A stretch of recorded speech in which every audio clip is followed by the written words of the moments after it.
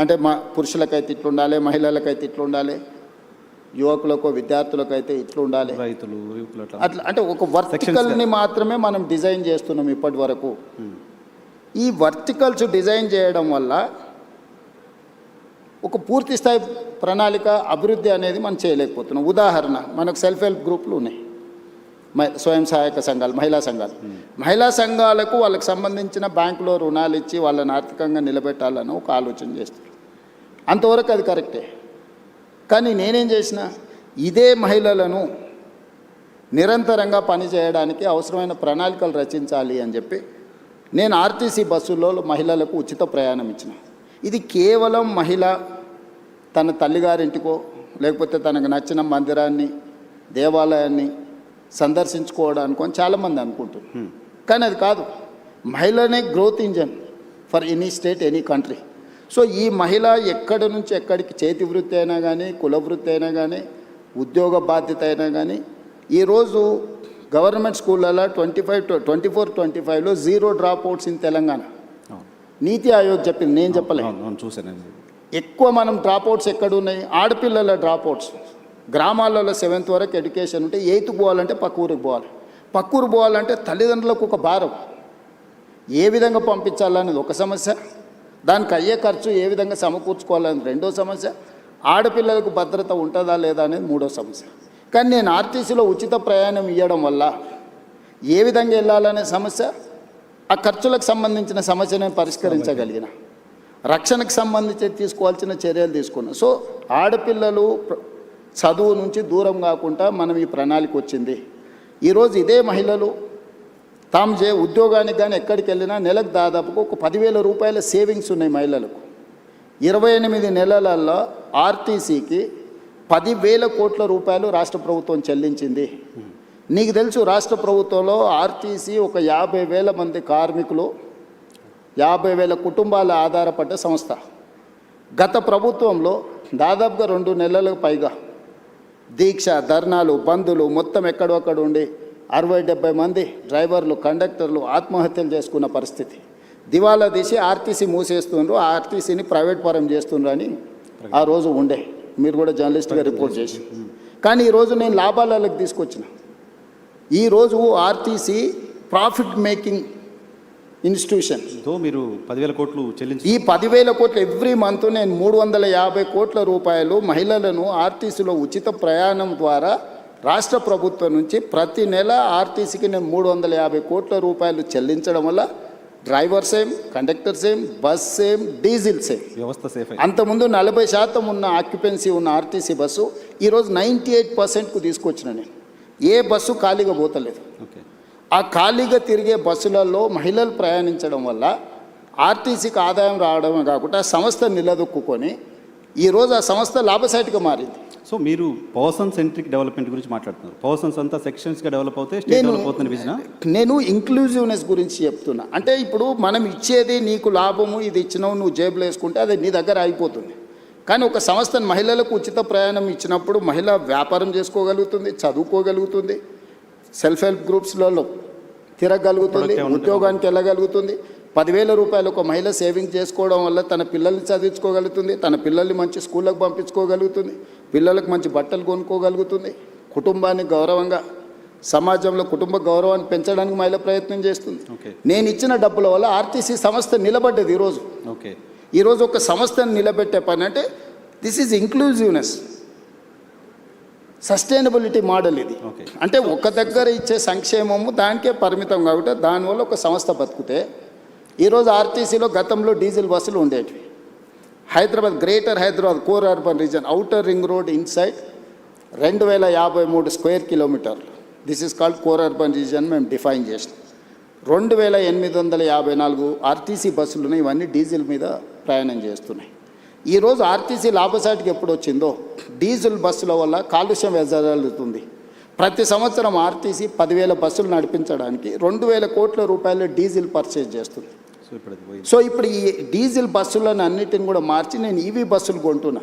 సిటీలో ఆల్మోస్ట్ ఇప్పటికి 1000 బస్సులు వచ్చినాయి. డిసెంబర్ 9th లోపల ఇంకొక 2,000 బస్సులు తీసుకొచ్చి 3,000 ఆర్టీసీ బస్సులు ఈవీ వెహికల్స్ హైదరాబాద్లో తిప్పడం వల్ల, నేను భవిష్యత్తులో మిగతా బస్సులను కూడా మార్చడం వల్ల ప్రతి సంవత్సరం డీజిల్ మీద పెట్టే ఖర్చు 2,000 కోట్ల రూపాయలని నేను ఈరోజు సేవింగ్ చేయగలుగుతా. ఓకే. ఈ 2,000 కోట్ల సేవింగ్స్తో నేను ఈవీ బస్సులు కొనుక్కోవడమే కాకుండా కాలుష్యాన్ని కూడా నేను నియంత్రించగలుగుతున్నా. సో మీకు ఒక ప్రభుత్వం చేసే ఒక పని తాలూకా ఇంపాక్ట్ మల్టిపుల్గా ఉండాలి అని చెప్తారు. అట్లా చేయాలి. కాంప్రహెన్సివ్ సస్టైనబుల్ మోడల్ అనేది మనం ఎన్నుకోవాలి. ఒక పని, ఒక ప్రయత్నం ఒక దగ్గర సంక్షేమం లాగా కనిపించినా, ఇక్కడ స్పెండింగ్, ఇక్కడ ఖర్చు పెడుతున్నట్టు కనిపించినా అది ఇతర ఆదాయాలను సృష్టించడానికి ప్రణాళికలు ఉండాలి.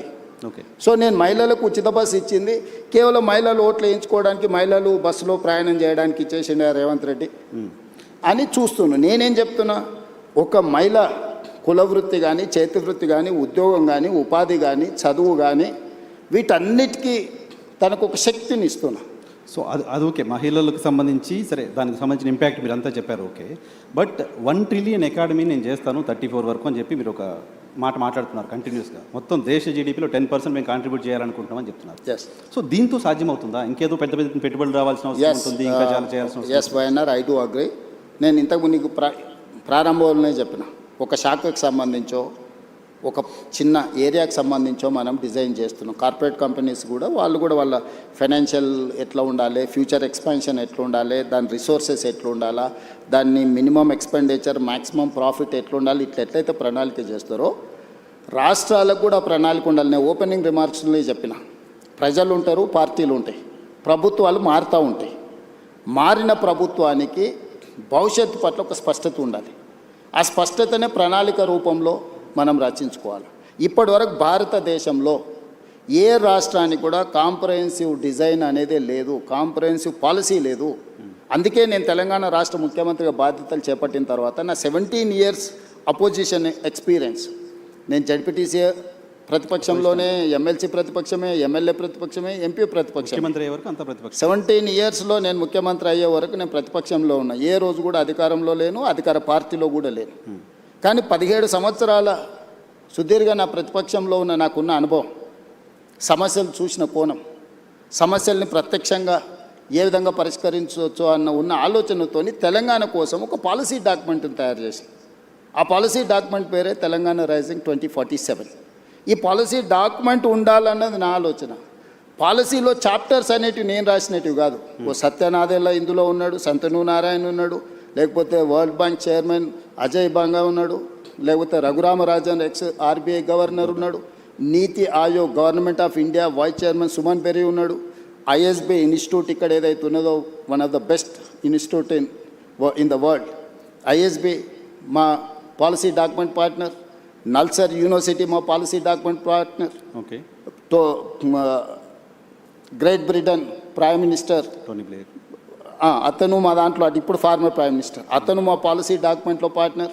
అంటే ప్రపంచంలో ఉండే వివిధ మేధావులను, వివిధ పెద్ద పెద్ద కార్పొరేట్ కంపెనీల సీఈఓలను మన తెలంగాణ రైజింగ్ 2047 పాలసీ డాక్యుమెంట్లో వాళ్ళందరినీ బోర్డులోకి తీసుకొచ్చి కంప్లీట్గా వాళ్ళందరికీ మేమేమనుకుంటున్నాం వాళ్ళతో కూర్చొని మాట్లాడి పబ్లిక్ డొమైన్లో కూడా పెడితే దాదాపుగా మనకు ఒక 20 లక్షల సజెషన్స్ వచ్చినాయి ఆన్లైన్. వాటన్నిటిని కూడా ఫిల్టర్ చేసినాం.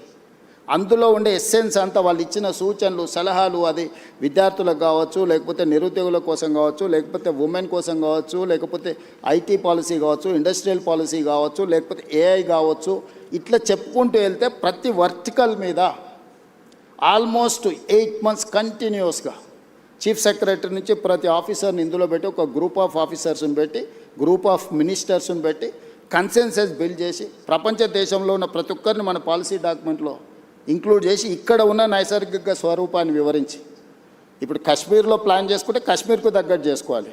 కాశ్మీర్లో ప్లాన్ చేసిన ఐస్ కోసము, ఐస్ తుఫాన్ల కోసము తెలంగాణలో ప్లాన్ చేసినాం అనుకో, ఇక్కడ ఐస్ వచ్చేది లేదు, చూసుకోవాలి కదా. సో తెలంగాణలో ఉండే సహజ ప్రకృతి వనరులు ఏమున్నాయి, ఇక్కడ టాలెంట్ ఏముంది, ఇక్కడ ప్రజలు ఏం కోరుకుంటుంది, ఏ ప్రజల్ని ఇందులో భాగస్వాములు చేస్తే ప్రయోజనం ఉంటుందో అట్లా తయారు చేసి ఒక గ్లోబల్ సమ్మిట్ డిసెంబర్, తెలుసు 2025 డిసెంబర్లో గ్లోబల్ సమ్మిట్ని 108 దేశాల నుంచి కార్పొరేట్ కంపెనీలను, ఫార్చ్యూన్ 500 కంపెనీలను ఆహ్వానించి ఆల్మోస్ట్ ప్రపంచంలో ఉండే ప్రతి పెద్ద సంస్థకు సంబంధించిన ప్రతినిధులను పిలిచి 3 రోజులు గ్లోబల్ సమ్మిట్ నిర్వహించి పాలసీ డాక్యుమెంట్ని తెలంగాణకు డెడికేట్ చేసిన. అందులోనే outer ring road inside cut off is outer ring road, that is called core urban region economy called cure. ఈ 2053 స్క్వేర్ కిలోమీటర్లలో మన రాష్ట్ర జనాభాలో 40% నివసిస్తున్నారు. 1,34,00,000 మంది ప్రజలు ఇక్కడ నివసిస్తున్నారు. లోపల ఈ రింగ్ రోడ్డు లోపలనే ఇక్కడ పరిశ్రమలు ఉన్నాయి, కాలుష్యం వెదజల్లే పరిశ్రమలు ఉన్నాయి, రకరకాల ఎంక్రోచ్మెంట్స్ ఉన్నాయి, నాలా ఎంక్రోచ్మెంట్స్ ఉన్నది, వాటర్ బాడీస్ ఎంక్రోచ్మెంట్స్ ఉన్నాయి, నదుల ఎంక్రోచ్మెంట్స్ ఉన్నాయి, అన్ని రకాల సమస్యలతో కూడుకున్న థిక్ పాపులేటెడ్ ఏరియా. సో దీన్ని ఈ క్యూర్ని ఏ విధంగా క్యూర్ చేయాలనేదే మా పాలసీ. ఓకే, అందుకే మేము హిల్ట్ పాలసీ తీసుకొచ్చినాం. ఇక్కడ ఉన్న కాలుష్యం వెదజల్లే పరిశ్రమలని ఈ కోర్ అర్బన్ రీజన్ బయటికి తరలించాలి. సరే, ఈ హిల్ట్ పైన సరే అక్కడికే వస్తున్నా. సో మేము నదులను ఆక్రమించుకున్నారు, చెరువులను ఆక్రమించుకున్నారు, కుంటలను ఆక్రమించుకున్నారు, నాలాలను ఆక్రమించుకున్నారు, పబ్లిక్ పార్క్స్ని ఆక్రమించుకున్నారు, గవర్నమెంట్ ల్యాండ్స్ని ఆక్రమించుకున్నారు. సో ఇన్ని ఆక్రమణలు జరిగిన తర్వాత ఈ నగరాన్ని ఎవరైనా ప్రక్షాళన చేయగలరా? నదుల ఆక్రమణలు తొలగిస్తే ఆక్రందనలు అంటారు, చెరువులను తొలగిస్తే, కుంటలను తొలగిస్తే, నాలాలను తొలగిస్తే వీటి వల్ల ప్రకృతి వైపరీత్యం. ఎక్కడైతే నీళ్లు ఉండాలనో ఆ నీళ్ళు స్థావరాన్ని నువ్వు ఆక్రమించుకుంటే నీళ్ళు నీ మీదకి వస్తాయి. జపాన్లో ఒక సేయింగ్ ఉంది, నగరాలను నువ్వు కలుషితం చేసినా మర్చిపోతాయేమో కానీ నీటి వనరులను నువ్వు కలుషితం చేస్తే ఎప్పుడూ మర్చిపోదు. ఈరోజు నువ్వు ఎక్కడైతే ఎంక్రోచ్మెంట్ చేస్తున్నావు వాటర్ బాడీస్ని కానీ, లేక్స్ని కానీ, వాటర్ ఫ్లోస్ని కానీ నువ్వు డిస్టర్బ్ చేస్తావు, ప్రకృతి వైపరీత్యం జరిగినప్పుడు ఎక్కడైనా నువ్వు తీసుకో విధ్వంసం, విలయ తాండవం జరుగుద్ది. సో నువ్వు నగరంలో రోడ్లు ఆక్రమించుకున్నా, లేకపోతే ఇంకేదన్నా ఆక్రమించుకున్నా, గవర్నమెంట్ ల్యాండ్స్ ఆక్రమించుకున్నా ప్రకృతి నిన్ను క్షమిస్తుందేమో కానీ చెరువులు, కుంటలు, నాలలు, నదులను ఆక్రమించుకుంటే ప్రకృతి నిన్ను క్షమించదు. ప్రకృతి ప్రకోపించిన రోజు ఏది మిగలదు. సో మీ విజన్ డాక్యుమెంట్లో భాగమే హైడ్రా కావచ్చు, హిల్ట్ పాలసీ కావచ్చు.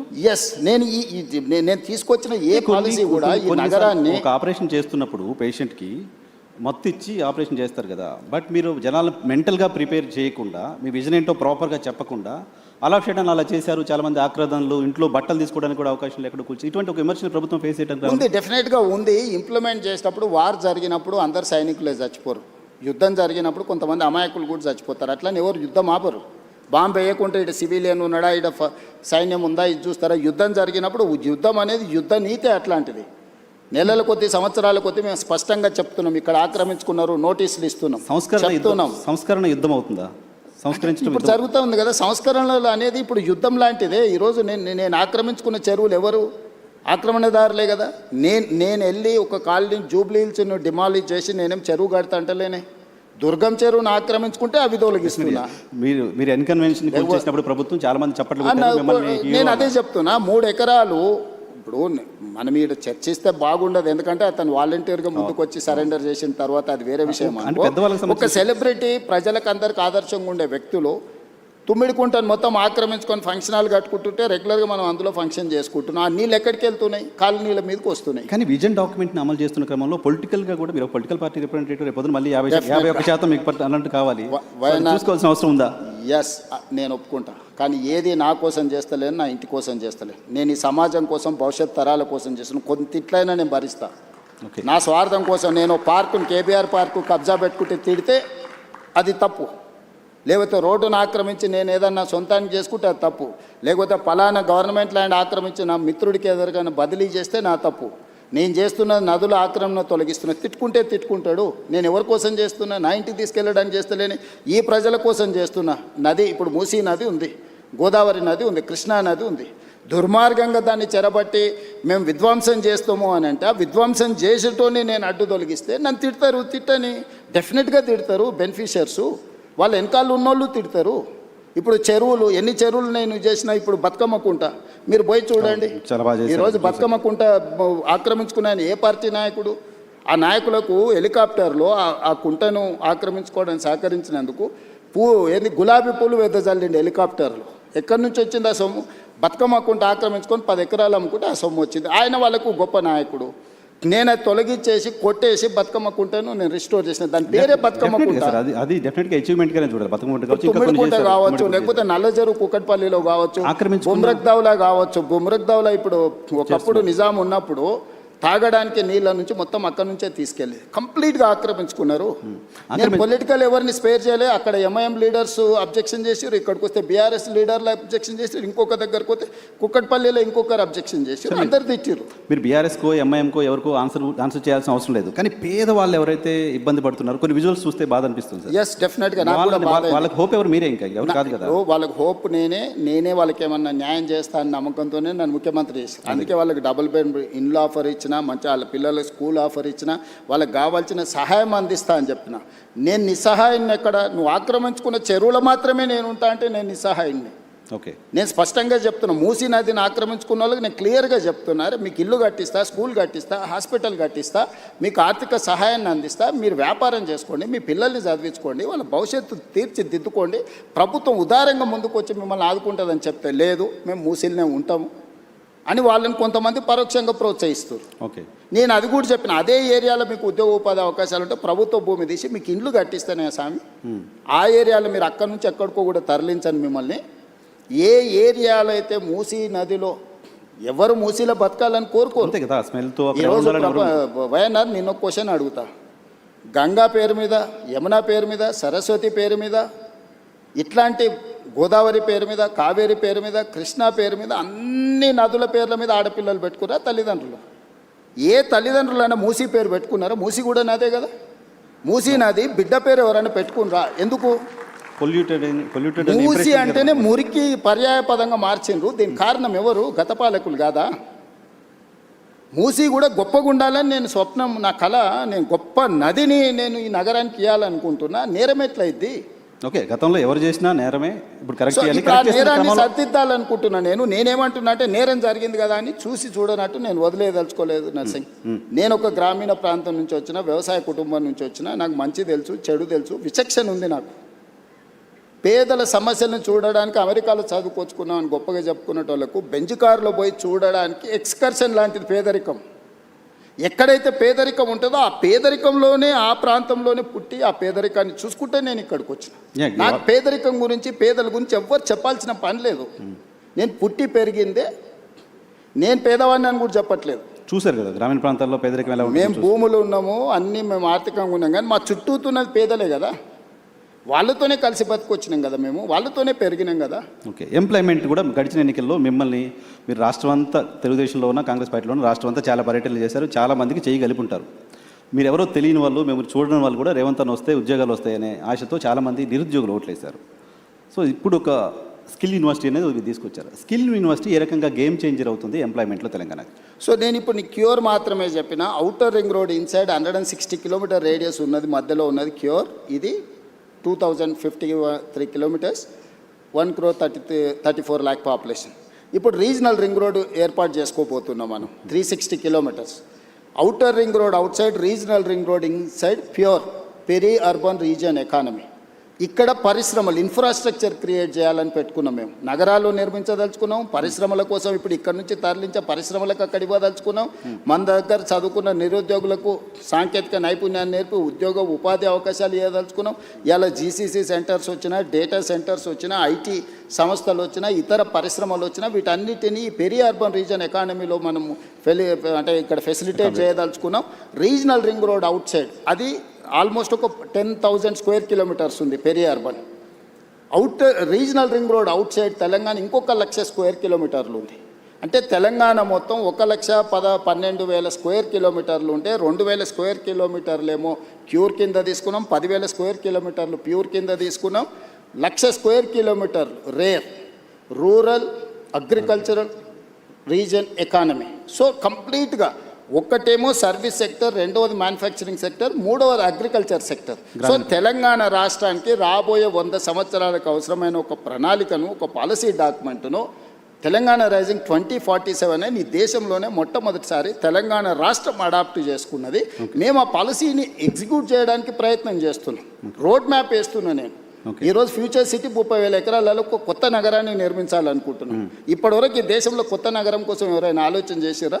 ఓ ఫైనాన్షియల్ డిస్ట్రిక్ట్ అనో, నాలెడ్జ్ పార్క్ అనో, ఒక 400 ఎకరాలు 500 ఎకరాలు కాలనీలు కట్టిండ్రు. కానీ కాంప్రహెన్సివ్ ఒక సిటీ, న్యూయార్క్ సిటీతోనో, లేకపోతే జపాన్ టోక్యోతోనో, లేకపోతే సింగపూర్తోనో, సౌత్ కొరియాలో ఒక సిటీతోనో కంపేర్ చేసే సిటీ భారతదేశంలో ఎవరైనా నిర్మించారా? ఆలోచన చేసిందా? సిటీ నిర్మాణం అనేది సాధ్యమవుతుందా? సిటీని ఒక ప్రభుత్వం నిర్మించగలుగుతుందా? 100%. మనం ట్రంక్ ఇన్ఫ్రాస్ట్రక్చర్ క్రియేట్ చేస్తే hundreds of thousands of builders are ready to construct. మనం చేయాల్సిన పని అది కాదు. మనం ట్రంక్ ఇన్ఫ్రాస్ట్రక్చర్ చేయాలి, కనెక్టివిటీ చేయాలి, మెట్రో కనెక్టివిటీ ఇవ్వు, నేషనల్ హైవేస్ ఇవ్వు, పోర్ట్ కనెక్టివిటీ ఇవ్వు, ఎయిర్పోర్ట్ కనెక్టివిటీ ఇవ్వు. ఇది మాత్రమే ప్రభుత్వం చేయాలి. అంటే ఒక ఏరియాని ఇయర్ మార్క్ చేసి, ల్యాండ్ అక్వైర్ చేసి, ఎకో సిస్టమ్ మనం డెవలప్ చేస్తే సిటీలు నిర్మించడానికి, లక్షల కోట్లు పెట్టుబడులు పెట్టడానికి, దాన్నే వ్యాపారంగా మార్చుకొని సిటీని అభివృద్ధి చేయడానికి చాలామంది రెడీగా ఉన్నారు. ఇప్పుడు ఫైనాన్షియల్ డిస్ట్రిక్ట్ ఉంది, మొత్తం ప్రభుత్వం కట్టలేదే. ప్రభుత్వం ఏం కట్టింది? ఇది ఫైనాన్షియల్ డిస్ట్రిక్ట్, ఇక్కడ వచ్చి పెట్టుబడి పెట్టండి అన్నారు. వాళ్ళకి ఇన్సెంటివ్స్ ఇచ్చిండ్రు. ఈరోజు 10 లక్షల మంది ఆ ఒక 1000 ఎకరాలలో పనిచేస్తారు. ఈ పక్కనే రాయదుర్గంలో ఉన్న మీకు నాలెడ్జ్ పార్క్ ఉంది, 442 ఎకర్స్. జస్ట్ ఆ ల్యాండ్ లేఅవుట్ వేసేస్తే వాళ్ళే ఆక్షన్లు పెట్టి మన 177 కోట్లకి ఎకరం ల్యాండ్ కొనుక్కున్నారు. వాళ్ళే ఇన్వెస్ట్మెంట్ పెడుతున్నారు, వాళ్ళే ఇన్ఫ్రాస్ట్రక్చర్ క్రియేట్ చేస్తారు, వాళ్ళే ఎంప్లాయ్మెంట్ క్రియేట్ చేస్తారు. సో ఇప్పుడు మీరు ఫ్యూచర్ సిటీలో కూడా చేస్తుంది అదే అట్మాస్ఫియర్. ఫ్యూచర్ సిటీ కాదు, నేను అవుటర్ రింగ్ రోడ్ నుంచి రీజనల్ రింగ్ రోడ్ వరకు రేడియల్ రోడ్స్ కూడా డెవలప్ చేస్తున్నా. నేను ఇవాళ మన తెలంగాణ రాష్ట్రానికి సముద్రం లేదు. నేను పక్కనున్న రాష్ట్ర చంద్రబాబు నాయుడు గారిని, నరేంద్ర మోడీ గారిని అడిగి ఫ్యూచర్ సిటీ నుంచి ఈరోజు మచిలీపట్నం పోర్ట్కి 12 line express highway including railway line నేను డిజైన్ చేసిన. Government of India has agreed. మనము జపాన్ వీటిని దేన్ని ఎందుకు అభివృద్ధి చెందిన దేశం అంటున్నాం? అక్కడ బుల్లెట్ ట్రైన్లు ఉన్నాయి కాబట్టి అభివృద్ధి చెందిన దేశం అంటున్నారు. అక్కడ పేదరికం లేదా?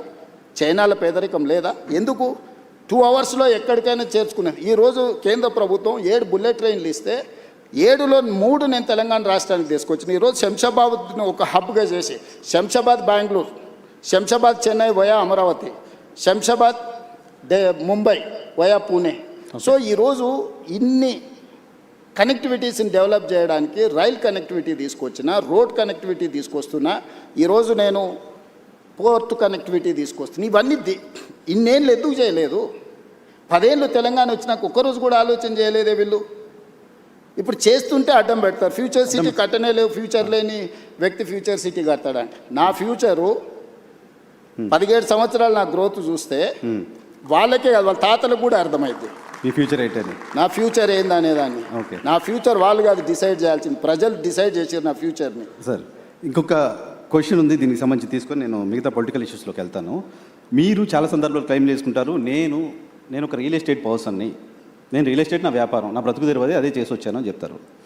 కానీ ఈరోజు హైదరాబాద్లో తెలంగాణలో పర్టికులర్గా హైదరాబాద్లో రియల్ ఎస్టేట్ పరిస్థితి ఏంటి అంటే మీరు సాటిస్ఫై అవుతున్నారా? బాగానే ఉంది అని అంటే రియల్ ఎస్టేట్ బాగుంది, కానీ నేను ఆశించినంత మేరకు లేదు. ఇది ఈ ఒక్క నగరానికే కాదు, మొత్తం ప్రపంచంలోనే ఒకసారి ఒక స్లో డౌన్ అనేది ఉంటుంది. కొన్ని సంవత్సరాలకు కొన్ని ఆర్థికపరమైన యుద్ధం కావచ్చు, ఆర్థిక పరిస్థితులు కావచ్చు, లేకపోతే డాలర్ ఫ్లక్చుయేషన్ కావచ్చు, రకరకాల ఇష్యూస్. ఈరోజు ఏఐ రావడం వల్ల చాలా కోట్ల మందికి ఉద్యోగాలు పోవడం, ఆ ఉద్యోగాలు పోతే వాళ్ళు కొనుక్కోవాల్సుకున్న పర్సనల్ ఏదైతే అంటే హౌసింగ్ స్కీమ్స్ కాబట్టి ఇట్లాంటి రకరకాల ప్రభావం ఉన్నాయి. కానీ 2021 నుంచి కంటిన్యూస్గా 2021, 22 కానీ 22, 23 కానీ ఇట్లా మీరు ఒక 7 ఇయర్స్ మీరు చూస్తే తెలంగాణలో పాత దానికంటే తక్కువ లేదు, పెరిగింది.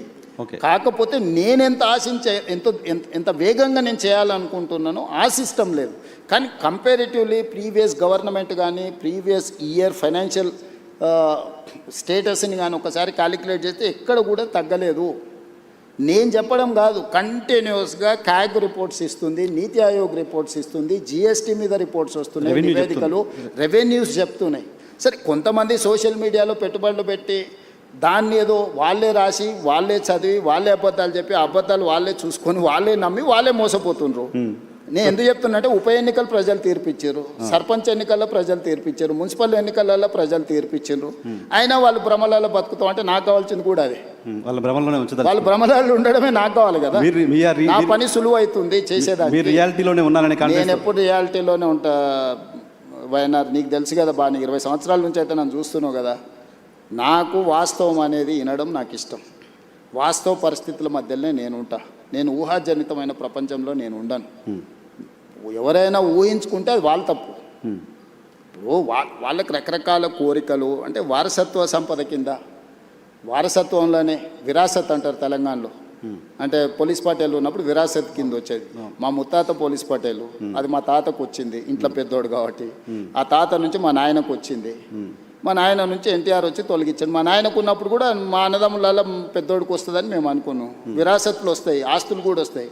సో విరాసత్తులో నాకు ముఖ్యమంత్రి వస్తాయని కొంతమంది పాపం కలలుగా అన్నారు. వాళ్ళ కళలు చెదిరిపోయే రకాల దుఃఖంలో ఉన్నారు. ఇలా నేను అన్ని వదిలేసి ఈగల్ ఫోర్స్ అని ఒక సంస్థను తీసుకుని అడగబోతున్నది డ్రగ్స్ని కంట్రోల్ చేయడానికి చిన్న చిన్న స్కూళ్ళ ముందర కూడా గంజాయి చాక్లెట్లు బిఫోర్ దట్ కంగ్రాచులేట్ చేస్తున్నాను సార్. డ్రగ్స్ పైన మీరు చేస్తున్న పోరాటం డెఫినెట్గా అప్రిషియేట్ చేయాలి. దాని మీద కూడా ఆరోపణలు. మీ ఫామ్ హౌస్లలో పార్టీలు చేసుకుంటే డ్రగ్స్తో దొరికితే అభినందించాల్సింది పోయి నన్ను తిడతారని. మేము ఫామ్ హౌస్లో దీపావళి పండుగ నాడు మేము డ్రగ్స్ పార్టీ చేసుకుంటే నువ్వు వచ్చి పట్టుకుంటావు అని. దీపావళి పండుగ నాడు చిచ్చుబుడ్ల పండుగ చేసుకోవాలనా? దీపావళి పండుగ దేం పండుగ? చిచ్చుబుడ్ల పండుగ, అవునా? నువ్వు చిచ్చుబుడ్లు కాలిస్తే బాగానే ఉంటాయి, కానీ సారా బుడ్లు పెట్టుకుంటాం, మేము గంజాయి కొడతాం, మేము కొకైన్ హెరాయిన్ తెచ్చి పీల్చుతామని అంటే ఎట్లా చూస్తూ ఊరుకోవాలి నర్సింగ్? నేను ఎవరి కోసం చేస్తున్నది? ఇప్పుడు నదులను ఆక్రమించిన వాళ్ళని తొలగించినా, చెరువులను తొలగించినా, కుంటలు తొలగించినా, నాళ్ళను తొలగించినా నాకు వచ్చేది ఏం లేదు, భవిష్యత్ తరాలకు ఇస్తున్నా. నేను కూడా వాళ్ళతో చేరితే నాకెక్కువ లాభము. విజన్ డాక్యుమెంట్లో భాగంగా తెలంగాణ సేమ్ డ్రగ్స్ విషయంలో కూడా ఇవాళ నాకు కొన్ని కేసెస్ నాకు తెలుసు. As a stated I cannot disclose. 6th class 7th class 8th class పిల్లలు మిస్లీడ్ చేసి గంజాయి ఇటువైపు అటువైపు తీసుకెళ్తుంటే తల్లిదండ్రులు వచ్చి నాకు చెప్తున్నప్పుడు నాకు నిజంగా అసలు అంటే పిచ్చెక్కిపోతుంది ఒకసారి. అసలు దీన్ని ఎరాడికేట్ చేయడానికి ఏం చేయాలన్నంత కోపం ఉంది నాకు. నేను దాన్ని చేస్తే కూడా అది కూడా ఈ దేశానికే మనం ఒక రోల్ మోడల్ డ్రగ్స్ రిలేటెడ్ దీంట్లో. నేను కంప్లీట్గా ఒక వ్యవస్థనే ఏర్పాటు చేసిన. హైడ్రా అని ఒక వ్యవస్థను ఏర్పాటు చేసిన, ఈగల్ ఫోర్స్ అండ్ డ్రగ్స్ని కంట్రోల్ చేయడానికి ఒక వ్యవస్థను ఏర్పాటు చేసిన, సైబర్ క్రైమ్ని కంట్రోల్ చేయడానికి ఒక ఇన్స్టిట్యూషన్ ఏర్పాటు చేసిన. ఒకప్పుడు పోలీస్ డిపార్ట్మెంట్లో విజిలెన్స్ అండ్ ఎన్ఫోర్స్మెంటో, ఏసీబీఓ, ఆక్టోపసో లేకపోతే గ్రే హ్యాండ్సో ఆ రోజున్న సమస్యల్ని అడ్రస్ చేయడానికి వాళ్ళు చూసారు. ఈరోజు నక్సలైట్ల కోసం గ్రే హ్యాండ్స్ పెట్టారు. ఈరోజు నక్సలైట్లే లేరని అంటుంటే గ్రే హ్యాండ్స్ సంస్థని ఏం చేసుకుంటావు? ఓకే, కొన్ని సంస్థలు ఆ పర్పస్ సర్వ్ అయిన తర్వాత ఆ సంస్థల రిలవెన్స్ అనేది ఇర్రిలవెంట్ అవుద్ది. ఈరోజు ఈ సమాజాన్ని ఇక్కడ ఉన్న వాళ్ళందరూ, ఇక్కడనే చూస్తున్న వాళ్ళందరూ, వాళ్ళకు ఒకరు లేక 2 పిల్లలు జీవితాంతం కష్టపడి వాళ్ళు స్ట్రక్చర్డ్గా పైకి వచ్చిన తర్వాత వాళ్ళ 8th క్లాస్ చదువుకుంటున్న అమ్మాయి స్కూల్కి వెళ్ళి తెలియకుండానే గంజాయి చాక్లెట్లని తర్వాత ఎడిక్ట్ అయిపోయి తర్వాత కుటుంబం రూయిన్ అయిపోతుంటే ఆ తల్లిదండ్రుల బాధ ఎవడన్నా ఆలోచన చేసిందా? డెఫినెట్గా చేయాల్సిందే సార్. మరి నేను దాన్ని ఆపితే నన్ను ఎందుకు విలన్గా చూస్తారు? చూసినా సరే ఐ డోంట్ మైండ్. మీకు ఆ క్లారిటీ ఆఫ్ థాట్ ఉన్నప్పుడు ఇంకొకళ్ళ ఏదో చూడాల్సిన అవసరం లేదేమో. డ్రగ్స్ విషయంలో మాత్రం డెఫినెట్గా తెలంగాణ గవర్నమెంట్ చేస్తుంది. ఏది చేసినా వైనార్ నేను నా కోసం ఏం చేయట్లా. నాకు ఏది అవసరం లేదు నా లైఫ్లో నేను చాలా కంఫర్ట్గా ఉన్నా. నాకు ఏం ఎక్స్ట్రా అవసరం లేదు. What ever I have achieved నాకు లైఫ్లో 100/100 సాటిస్ఫాక్షన్ ఉంది. నాకు మిగిలిందల్లా నేను భవిష్యత్ తరాలకి ఏం చేయాలన్నదే నా పట్టుదల. 100 ఏళ్ళైనా అరే పలానోడు ఉన్నప్పుడు ఏదన్నా కానీ చేసిందా? 100 సంవత్సరాలైనా డ్రగ్స్ రిలేటెడ్ ఇష్యూ వచ్చిందనుకో, చెరువులు, కుంటలు లేకపోతే నదుల ఆక్రమణ జరిగినప్పుడు పలానోడు ఉండేనా? సర్ ఆర్థర్ కాటన్ గురించి ఎందుకు మాట్లాడుకుంటారు? ధవళేశ్వరం కట్టింది కాబట్టి ఇచ్చంపల్లి దగ్గర కట్టండి అని మనకు ఆ రోజే చెప్పిండా? సర్ ఆర్థర్ కాటన్ చెప్పింది వినకుండా మేము పొడుస్తామని మేడిగడ్డ చేస్తే ఏమైంది? మేడిపండులాగా కుప్పగూలిపోయింది. బుర్రు ఉండాలి కదా మనం చేసేటప్పుడు. సో మనం తెలుసుకోవాలి, మన పెద్దలు చెప్పింది వినాలి. ఈ రెండు లేకుండా మనం సగం జ్ఞానంతో చేస్తే సమస్యలు వస్తాయి. కొన్ని విధానాలు ఇంతకుముందు చెప్తున్నట్టుగా విజన్ డాక్యుమెంట్ గురించి చెప్తున్నారు. ఇంకొక పాయింట్ నేను ప్రధానంగా మీరు వచ్చిన తర్వాత నోటీస్ చేసింది, సన్నబియ్యం ఒకటి ఇస్తున్నారు, అప్రిషియేట్ చేయదగ్గ ఇష్యూ డెఫినెట్గా. దాంతోపాటు మీరు ఇప్పుడు యంగ్ ఇండియా మోడల్ స్కూల్స్ అని పెడుతున్నారు. Young India model schools, integrated model schools పెడుతున్నారు కదా సార్. ఆల్రెడీ చాలా స్కూల్స్ ఉన్నాయి. స్కూల్స్ పెట్టాలంటే మీరు మెర్జ్ చేయొచ్చు, ఒక దగ్గర పెట్టచ్చు. స్కూల్స్ కట్టడం అనేది కార్యక్రమంగా ఎందుకు ఉండాల్సిన అవసరం ఉంది? స్కూల్ బిల్డింగ్స్ మళ్ళీ కట్టాల్సిన అవసరం ఎందుకు ఉంటుంది? ఎడ్యుకేషన్ సిస్టంలో కదా చేంజ్ చేసి రావాలి. నర్సింగ్ చాలా మంచి క్వశ్చన్ అడిగినావు. దాదాపుగా 6 లక్షల పైచీలకి 7 లక్షల గ్రామాలు ఉన్నాయి భారతదేశంలో. స్వతంత్రం వచ్చినప్పుడు నిరక్షరాస్యతనే మనకు పెద్ద సమస్య. ఆ రోజు మొదటి ప్రధానమంత్రి 2 పాలసీలు తీసుకున్నాడు. ఒకటి, కరువు కాటకాలతో ఆకలితో దేశ ప్రజలు చచ్చిపోతుంటే బురద మట్టి దీన్ని బతికే రోజులు స్వతంత్రం వచ్చినప్పుడు. చదువులేని నిరక్షరాస్యత ఉన్నాడు. మొదటి ప్రధానమంత్రి 2 పాలసీస్ తీసుకున్నాడు. ఒకటి ఎడ్యుకేషన్, 2 ఇరిగేషన్. ఎడ్యుకేషన్ ఆయన తీసుకున్నాడు కాబట్టి ఈరోజు దేశ స్థాయిలో ఉన్న పెద్ద పెద్ద ఇన్స్టిట్యూషన్స్, ఐఐటీలు, ఐఐఎంలు, లేకపోతే ఈరోజు పెద్ద యూనివర్సిటీలు అన్నిటిని కూడా పండిత్ జవహర్లాల్ నెహ్రూ గారు ఎస్టాబ్లిష్ చేసిండ్రు. కాబట్టే ఈ దేశంలో చదువు వచ్చి ప్రపంచానికి మనం జ్ఞానాన్ని పంచగలుగుతున్నాం. రెండోది ఆయన ఇరిగేషన్ తీసుకోవడం అంటే ఈరోజున్న నాగార్జున సాగర్, శ్రీశైలం, శ్రీరామ్ సాగర్ ఎవరు కట్టిండ్రు? పండిత్ జవహర్లాల్ నెహ్రూ కట్టిండు. కాలువలు ఉన్న కాలువలలో పూడికను కూడా మనం తీయలేకపోతున్నాము. బాక్రానంగాలు ఎవరు కట్టారు? భారతదేశంలో ఈరోజు ఒకప్పుడు కరువుతో తినడానికి తిండి లేని క్రమంలో ఎసెన్షియల్ కమాడిటీ యాక్ట్ తీసుకొచ్చి ఎవడైతే అక్రమ నిల్వలు పండించిన పంటలు పెడితే వాడిని direct prevention of detention act కింద, పీడీ యాక్ట్ కింద పెట్టడానికి చట్టాలు తీసుకొచ్చారు. ఆ రోజు తీవ్రమైన నేరం. అక్కడి నుంచి ఈరోజు సర్ప్లస్ ప్రపంచ దేశానికి ఎగుమతి చేసి ఈరోజు మిగులు ఆహార పదార్థాలు అంటే ఇంకొక 10 సంవత్సరాలకు జరిపే ఆహారపు ధాన్యాలు నిల్వ మన దగ్గర ఉన్నాయి. ఈరోజు పండించిన పంట కొనడానికి కూడా ప్రభుత్వాలు ముందుకు రాలేనంత పంట ఈరోజు ఉత్పత్తి అవుతుంది. ఎక్కడి నుంచి వచ్చింది? ఈరోజు ప్రపంచ దేశాలకు మనం ఎక్స్పర్ట్స్ని ఎక్స్పోర్ట్ చేస్తున్నాం, లేకపోతే ఎక్స్పర్ట్స్ ఇతర దేశాలకు వెళ్ళి మనం చాలా రకాలుగా పనిచేస్తున్నాం, లేకపోతే ఇక్కడ ఉత్పత్తి చేసిన వాటిని ఎక్స్పోర్ట్ చేస్తున్నాం. అంటే ఎందుకు? ఆ ఎడ్యుకేషన్ ఫిలాసఫీని, పాలసీని first prime minister of India adopt చేసుకున్నాడు కాబట్టి, ఎడ్యుకేషన్ అండ్ ఇరిగేషన్ ఒక పాలసీ కింద తీసుకున్నాడు కాబట్టి ఫస్ట్ రిఫార్మ్స్ అక్కడ జరిగినాయి. సెకండ్ రిఫార్మ్స్ ఇందిరాగాంధీకి వచ్చినప్పుడు వెల్ఫేర్ అండ్ సోషల్ జస్టిస్ కింద కానీ, రాజభరణాలు రద్దు చేయడం కానీ, ఎస్సీ ఎస్టీ రిజర్వేషన్ నుంచి మొదలు పెడితే ప్రతి ఒక్కరికి ఆమె సెకండ్ రిఫార్మ్స్లో అవి తీసుకొచ్చింది కాబట్టి, థర్డ్ రిఫార్మ్స్లో పివి నరసింహారావు గారు, మన్మోహన్ సింగ్ గారు లిబరలైజేషన్, ప్రైవేటైజేషన్, గ్లోబలైజేషన్ 3 స్టేజెస్లో ఈ దేశాన్ని అభివృద్ధి పదం వైపు వాళ్ళు నడిపించారు. కాబట్టి ఈరోజు పివి నరసింహారావు గారు, మన్మోహన్ సింగ్ గారు తీసుకున్న నీ విధానాల వల్ల ఇక్కడ నువ్వు పోతే మైక్రోసాఫ్టా, ఇన్ఫోసిసా, విప్రోనా, you name it, any company, global fortune 500 companies ఈరోజు హైదరాబాద్కు రాగలిగినాయి. హైటెక్ సిటీ అనేది ఈరోజు నువ్వు గొప్పగా చెప్పుకుంటున్నావు, కానీ అది ఎవరి ఆలోచన, ఎవరి విధానము? ఈరోజు ఈ దేశంలో ఉన్న పాలసీస్ని ఎవరు తీసుకొచ్చిండ్రు? అటువంటి పాలసీస్తో పోలుస్తారా మీరు పెడుతున్న స్కూల్స్ని? ఎస్, డెఫినెట్గా. ఈరోజు నేను చెప్పేది ఏంటంటే, ఆ రోజు రవాణా సౌకర్యాలు లేవు, గ్రామాలకు వెళ్ళలేని పరిస్థితి. ఏ ఊర్లో ఉన్న వాళ్ళు ఆ ఊర్లోనే ఉన్నప్పుడు ఆ తండకో, గూడానికో, మారుమూల పల్లెకో మనం విద్యను తీసుకెళ్ళాం.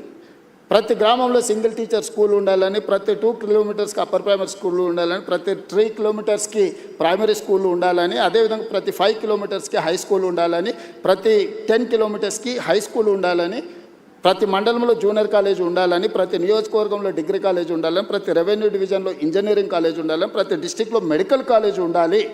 ఇది ఎడ్యుకేషన్ సిస్టమ్ ఇన్ తెలంగాణ లేకపోతే దేశం అని స్ట్రక్చర్డ్గా యూనివర్సిటీ నుంచి కేజీ టు పీజీ అంటారు కదా, స్లోగన్కి బాగుంది. కేజీ టు పీజీ అనేది పీజీ నుంచి కేజీ వరకు స్ట్రక్చర్ ఎవరు చేసిండ్రు? కాంగ్రెస్ పార్టీ చేసింది. ఫిలాసఫీని ఆ రోజు అడాప్ట్ చేసుకున్నారు. ఇప్పుడు మారింది. 27,000 స్కూల్స్ ఉన్నాయి గవర్నమెంట్వి. 1,05,000 మంది టీచర్లు ఉన్నారు నా దగ్గర, కానీ 19 లక్షల మంది మాత్రమే స్టూడెంట్స్ ఉన్నారు. కానీ ప్రైవేట్లో 12,000 స్కూళ్ళు ఉంటే 38 లక్షల పిల్లలు ఉన్నారు. నేను మిమ్మల్ని అడుగుతున్నా నర్సింగ్, నా దగ్గర ఉన్న వాళ్ళు BA B.Ed minimum qualification teacher 1,05,000 మంది ఉన్నారు. గవర్నమెంట్ ఆఫ్ ఇండియా రేషియో 30 మంది విద్యార్థులకు ఒక టీచర్ ఉండాలి. కానీ తెలంగాణలో ఎంత ఉందో తెలుసా? 18 మంది విద్యార్థులకు ఒక టీచర్ ఉంది. భారతదేశంలో ఎక్కడా లేరు. 27,000 స్కూళ్ళు ఉంటే, ఇంతమంది టీచర్లు ఉంటే, 19 లక్షల మంది పిల్లలు నా దగ్గర చదువుకుంటే, 12,000 స్కూళ్ళు ఉన్న ప్రైవేట్ పాఠశాలలు 38 లక్షల మంది పిల్లలకు చదువు చెప్తున్నాయి. ఎక్కడనో ప్రభుత్వ వైఫల్యం ఉన్నట్టే కదా. డెఫినెట్గా. మరి దాన్ని కరెక్షన్ చేయాల్సిన బాధ్యత ఉంది కదా. కరెక్షన్ చేయటంలో ఆ correction next I'm coming to next point. మీరేం చేసిండ్రు? గత పాలకులు ఎవరైనా తెలంగాణ వచ్చిన తర్వాత తీసుకున్న నిర్ణయాలు కూడా, ఎస్సీలకు ఒక సపరేట్ స్కూల్ కట్టిండు, ఎస్టీలకు ఒక సపరేట్ స్కూల్ కట్టిండు, బీసీలకు ఒకటి కట్టిండు, మైనారిటీలకు ఒకటి కట్టిండు, అప్పర్ కాస్ట్ వాళ్ళకు ఒకటి కట్టిండు. కుల వివక్ష పోవాలి, కుల నిర్మూలన జరగాలని నువ్వే చెప్తున్నావు. 1,000 కోట్లు ఖర్చు పెడుతున్నావు. నువ్వే SC school separate, ST school separate, BC school separate, minority school separate, upper caste వాళ్ళకి సపరేట్ కట్టిన తర్వాత కుల వ్యవస్థను నువ్వు ప్రోత్సహిస్తున్నావా, నువ్వు తొలగిస్తున్నావా? కుల వ్యవస్థను తొలగించాలన్నప్పుడు మనందరం కలిసి ఉండాలి. మనందరం కలిసి ఉండాల్సిన పరిస్థితులు ప్రభుత్వం కల్పించాలి. వీళ్ళు ఎస్సీ కాలనీ ఊర్లో సపరేట్ కట్టి, ఎస్టీ కాలనీ సపరేట్ కట్టినాక వాళ్ళ మనోభావం ఎట్లుంటుంది? అరే మేము ఎస్సీలం కాబట్టి మమ్మల్ని ఊరు బయట కట్టిండ్రు అంటున్నారు. సో సోషల్ రెండే వర్గాలు, social status పేదోడు change ధనవంతుడు. I'm doing social engineering. ఈ రోజు నేను ప్రతి నియోజకవర్గంలో ఇచ్చిన యంగ్ ఇంటిగ్రేటెడ్ స్కూల్లో 500 మంది ఎస్సీలు ఉంటారు, 500 మంది ఎస్టీలు ఉంటారు, 500 మంది బీసీలు ఉంటారు, 500 మంది మైనారిటీలు ఉంటారు, 500 మంది అప్పర్ కాస్ట్ ఉంటారు. ఈ సమూహమే young India integrated school. 2500 students in one campus, 25 acres area, 6 lakhs square feet and spending 200 crores on each school. 100 స్కూళ్ళ మీద 20,000 కోట్లు ఖర్చు పెట్టి ఈరోజు మీరు మార్కెట్లో చెప్పుకుంటున్న కార్పొరేట్ స్కూల్స్ ఉన్నాయి కదా, నెక్స్ట్ డిసెంబర్ తర్వాత అంటే వచ్చే సంవత్సరం ఈ 27 డిసెంబర్ తర్వాత ఈడున్నోళ్ళని కాదు, ఈ దేశంలో ఉన్న వాళ్ళందరూ నేను కట్టే యంగ్ ఇండియా ఇంటిగ్రేటెడ్ స్కూల్స్కు తీసుకెళ్తా. నర్సరీ టు 12th క్లాస్ వరకు నేను అందించే ఎడ్యుకేషన్. నేను బ్రేక్ఫాస్ట్ ఇవ్వబోతున్నా, లంచ్ ఇవ్వబోతున్నా, ఈవినింగ్ స్నాక్స్ ఇవ్వబోతున్నా. రెసిడెన్షియల్ స్కూల్లో వాళ్ళ ప్రమాదం ఒకటి తెలుసా నర్సింగ్? ఒకప్పుడు ఒక కుటుంబం 5-6 మంది పిల్లలు ఉండేది. ఓరిద్దరు పిల్లలు చదువుకోవడానికి పోయినా ఓరిద్దరు తల్లిదండ్రుల దగ్గర ఉండేది. ఇప్పుడు ఒక్కటి లేక 2 పిల్లలు ఉంటే ఆ పిల్లల్ని హాస్టల్లో వేస్తే భార్య భర్తల మధ్య పొంతన ఉండట్లేదు, పిల్లలకు దూరం ఉంటారు. ఆ మధ్యలో ఒక ఆయన నాకు చెప్పిండు, మేము చిన్నగా ఉన్నప్పుడు మీరు మమ్మల్ని హాస్టల్లో వేసారు, మేము పెద్దగా అయినాక మిమ్మల్ని తీసుకెళ్ళి ఓల్డేజ్ హోమ్లో వేసినామని. ఎక్కడుంది ఒక హ్యుమానిటీ, ఒక హ్యూమన్ కనెక్షన్ ఎక్కడుంది? మానవ సంబంధాలు తెగిపోతున్నాయి, ఓకే, మానవ విలువలు పడిపోతున్నాయి. దీన్ని రిస్టోర్ చేయాల్సిన బాధ్యత పాలకుడిగా నా మీద లేదా? నేను గ్రామాలలో చూసిన భార్యాభర్తలకు పిల్లలు స్ట్రెస్ బస్టర్స్. మన కోపం వచ్చినా బాధ వచ్చినా పిల్లల కళ్ళ ముందు ఉంటే ఒక ధైర్యం. ఆ పిల్లలే లేరనుకో, ఆ కోపం భార్య మీద చూపిస్తాం, భార్యకు వచ్చిన చికాకు భర్త మీద చూపిస్తే చివరికి వాళ్ళిద్దరు విడిపోయే పరిస్థితి ఉంది. సో ఈ మోడల్ స్కూల్లో ఎంత ఉందా? ఇది భార్య భర్తల మధ్య గొడవలు ఆపడం. సీరియస్గా నేను సోషల్ కాన్సిక్వెన్సెస్ చెప్తున్నాను నర్సింగ్. నేను గ్రామం నుంచి వచ్చిన, నాకు తెలుసు నా దగ్గరికి ఎంతమంది. పాలసీ డిజైన్ సో చేసేటప్పుడు ఇప్పుడు బుర్రలేని వాళ్ళకు టెండర్ పిలిచే 200 రూపాయల కాంట్రాక్టే కనిపిస్తాయి, ఎందుకంటే వాళ్ళకు కమిషన్లే కనిపిస్తుంటాయి. అందులో 20,000 కోట్లు పిలిచిందంటే 10% తీసుకున్నా కూడా 2,000 వేసేసినట్టే ఉండాలి. అది దొంగల బుద్ధి. అదే బిల్డింగ్స్ అవసరం ఏంటనేది పాయింట్ చాలా మంది నర్సింగ్. ఇప్పుడు సైబర్ క్రైమ్ వాడు ఉండనుకో, వానికి యాక్సెస్ దొరకగానే ఈ ఖాతాలో ఎంత ఉంది, ఎంత కొట్టేయచ్చు అని వాళ్ళు లెక్కలు వేసుకుంటాడు. గంజాయి అమ్ముకునేటోడు కాలేజీలో 5,000 మంది పిల్లలు ఉంటే 5,000 మంది ఉంటే 2,000 మందికి అలవాటు చేస్తే ఇంత బిజినెస్ చేయొచ్చు అని వాడు అనుకుంటాడు. బ్లాక్లో టికెట్లు అమ్ముకునేటోడు సినిమా థియేటర్ దగ్గర ఎక్కువ జనాలు కనిపిస్తే ఒక 100 టికెట్లు బ్లాక్లో అమ్ముకుంటే చేయొచ్చు ఈరోజు మంచి బిజినెస్ అని వాడు అనుకుంటాడు. టెండర్లు ఇచ్చి కమిషన్లు కొట్టేస్తాడు, దాని వాల్యూ చేసేసి లెక్క కట్టేసి వాడు కమిషన్లు వెనక్కి లెక్కేస్తాడు. నర్సింగ్ రేవంత్ రెడ్డి దగ్గరకు వచ్చి నీకు ఇది ఇస్తే ఈ పని చేయని అడిగే ధైర్యం ఇంతవరకు ఎవరు చేయలే, ఎవరు లోపలికి కూడా రాలే. ఓకే ఓకే, మీరు ఎడ్యుకేషన్ శాఖను కూడా మీ దగ్గర పెట్టుకోవడం వెనక రీజన్ ఇదేనా? నేను పర్సనల్గా దాన్ని పట్టాలు ఎక్కియాలి అనేది నా. ఇప్పుడు చాలామంది ఏం కోరుకుంటారు, రెవెన్యూ కోరుకుంటారు, ఫినాన్స్ కోరుకుంటారు, డిఫరెంట్ మినిస్టర్స్ కోరుకుంటారు కదా. ముఖ్యమంత్రి ఏ శాఖ అయినా నేను నా వద్ద పెట్టుకోవచ్చు కదా. ఏం పెట్టుకున్నా? అర్బన్ ఇన్ఫ్రాస్ట్రక్చర్ చేయాలనుకున్నా, మున్సిపాలిటీ పెట్టుకున్నా. స్ట్రక్చర్డ్గా డిజైన్ చేయాలి. ఎడ్యుకేషన్, ఈ సమాజాన్ని పునర్నిర్మించాలనే కోరిక నాకుంది. దీన్ని ఎవరి దగ్గర పెట్టినా కూడా అది నేను అనుకున్న లక్ష్యం దిశగా పోదో అని నా దగ్గర పెట్టుకున్నా. ఈ రెండిట్లల్లా నేను రోజుకు 18 గంటలు రివ్యూలు చేస్తున్నాను. ఆఫీసర్లు అని అడుగు, చచ్చిపోతున్నారు ఆఫీసర్లు. సార్ మేము అంతకుముందు 3 నెలలకు ఒకసారి అట్లా కనిపిస్తే సార్ చెప్పేది 3 గంటలు వింటే మా పని హ్యాపీగా ఉండే సార్, మేము చెప్పాల్సిన అవసరమే లేదు. ఇప్పుడు నువ్వు పిలుస్తున్నావు అంటే మొత్తం తిరిగేసి చదవాల్సి వస్తుంది సార్ అని. సో ఇది డిఫరెన్స్. మీరు మాట్లాడుతుంది చూస్తే అర్థమవుతుంది. నేను ప్రతి ప్రశ్నకి కనీసం 10 నిమిషాలు మాట్లాడుతున్నారు. నాకు టైం 1 అవరే ఉంది. సో ఇంకా చాలా క్వశ్చన్స్ అడగాల్సి ఉన్నాయి. సో మీరు 18 గంటలు రివ్యూ నిర్మిస్తాను ముందుకు వచ్చినప్పుడు నిర్మాణంలో నువ్వు కూడా భాగస్వామి కావాలి. 18 గంటలు రివ్యూ చేస్తున్నారు కాబట్టి అంత నాలెడ్జ్ ఉంటుంది డెఫినెట్గా మీకు. రైట్, చాలా క్వశ్చన్స్ ఉన్నాయి sir. Drug free Telangana okay మాట్లాడుకున్నాం. మీరు నాకు తెలిసి కాంగ్రెస్ పార్టీ అధిష్టానానికి సంబంధించిన ఒక నాయకుడిని అన్న అని పిలిచేంత చనువు నాకు తెలిసి తెలుగు రాష్ట్రాల కాంగ్రెస్ నాయకులకి ఎవరికి ఉన్నట్లేదు. రాహుల్ గాంధీని జస్ట్ మిమ్మల్ని మేమంతా జర్నలిస్ట్ చాలామంది అన్న అని పిలిచినట్టుగా మీరు రాహుల్ గాంధీని అన్న అని పిలుచుకుంటూ తిరుగుతారు. అంత క్లోజ్నెస్ ఎలా వచ్చింది రాహుల్ గాంధీకి? ఇప్పుడు గాంధీ ఫ్యామిలీకి ఈ దేశం పట్ల విశ్వాసం అక్కడ కనపడితే ఇక్కడ దండం పెట్టుకుంటూ నిలబడుతుంటారు. అట్లా వాళ్ళకు ఉంటుంది. దానికి అనుకూలంగా పనిచేసేటోళ్ళను వాళ్ళు ఫ్యామిలీ మెంబర్స్ లాగా ట్రీట్ చేస్తారు. నాకు రాహుల్ గాంధీ గారి దగ్గర కాదు, ప్రియాంక గాంధీ గారైనా సోనియా గాంధీ గారి దగ్గర అయినా నాకు చాలా ఇంటిమసీ. అంటే నేను నా లైన్ ఎప్పుడు క్రాస్ కాను, కాకపోతే నాకు కంఫర్ట్ ఉంది. నేను ఏమనుకున్నా నేను చెప్పగలను.